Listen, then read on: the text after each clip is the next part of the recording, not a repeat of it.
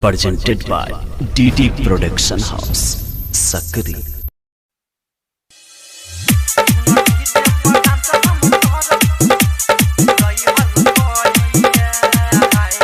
Presented by DD Production House, Sakri. सासू से कही के है जइबै नहीं हराबा भैया के शादी है सैया। हाँ सासू से कही के है जइबै नहीं हराबा भैया के शादी है सैया। और डीजे पर डांस हम करब पूरई हर रुपैया हाय। सुन डीजे पर डांस हम करब पूरई हर रुपैया। DJ Gutu Madhuwari, DJ Gutu Madhuwari,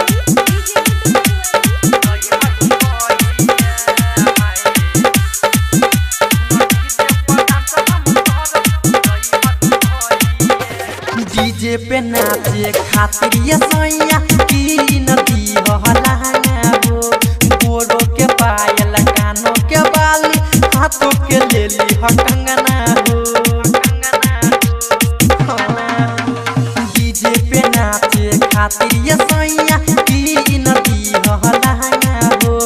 गोरो के पायल कानों के बाली हाथों के ले ली कंगना हो।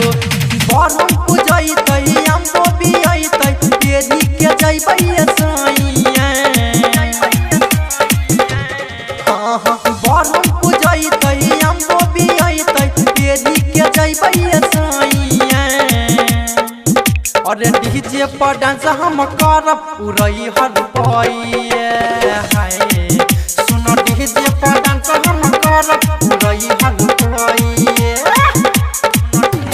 DJ Gutu Madhuwari, DJ Gutu Madhuwari, DJ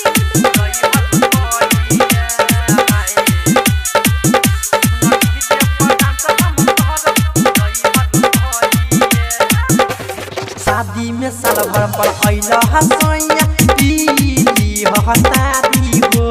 साली से रजनी के संगे नचई हो तो हम रही लई हो या गाड़ी हो। शादी में साल भर पर अइला हसैया पीली हतारी हो। साली से रजनी के संगे नचई हो तो हम रही लई हो या गाड़ी हो। सेल्फी खिंचाई तई वीडियो बनाई तई देखल जैतै सैया। हाँ सेल्फी खिंचाई तई वीडियो बनाई तई देखल जैतै सैया।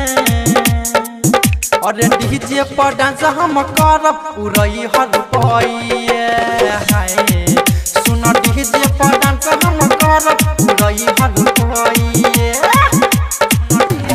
DJ Gutu Madhuwari, DJ Gutu Madhuwari,